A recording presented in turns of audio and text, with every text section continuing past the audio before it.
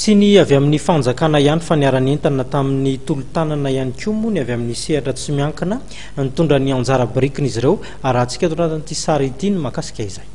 Namaly ny antso amin'ny tolo-tanana ho an'ireo Trabona tao aoriana ny fandalovana ireo Rivodozatra sy ny olona Iarankera any Atsimo ireo avy amin'ny sehatra tsy miankina amin'ny fanjakana mitondra ny anjara biriky tety toerana ohatra ny avy amin'ny orinasa any Atsimo. Ny fanomezana toetra zany dia nanome zahay vary zato kitapo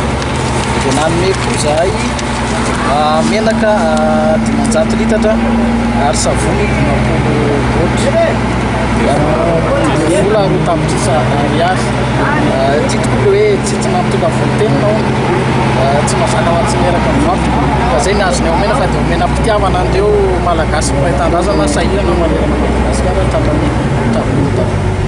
fanampiana ara-sakafo kosa noho ny fatoan'ny fanampiana nentin'ny orinasa Sokobis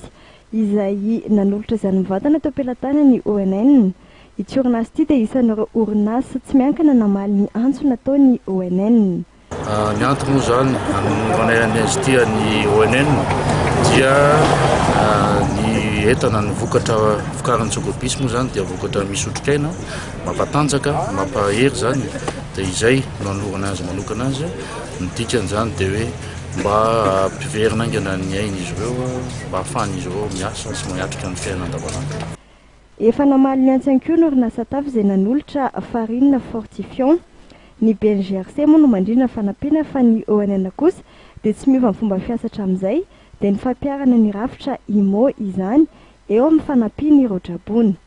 Ny fanampiana ra-tsakafo reto dia irahana amin'ny BNGRC foana fa ny fomba ampiasana azy no irahana amin'ny ONN dia ampahafantariny mazava ny reto sehatra tsy miankina izay nanolotra ireto ny hoe aiza ny hitondrana azy ny vinavina hatramin'izao dia anaovana subside IMO zany hoe ireo asa tana maro dia manao travaux communautaires zany izahay dia manolotra cash na argent contre travail dia misy ihany koa zany ireo solon-tsakafo izay natolotra reto sehatra tsy miankina hanampiana ao anatin'izay.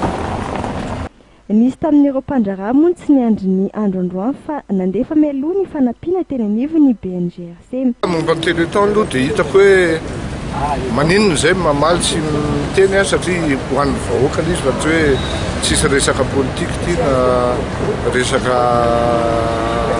hevitra hotoanana na ohatran'izany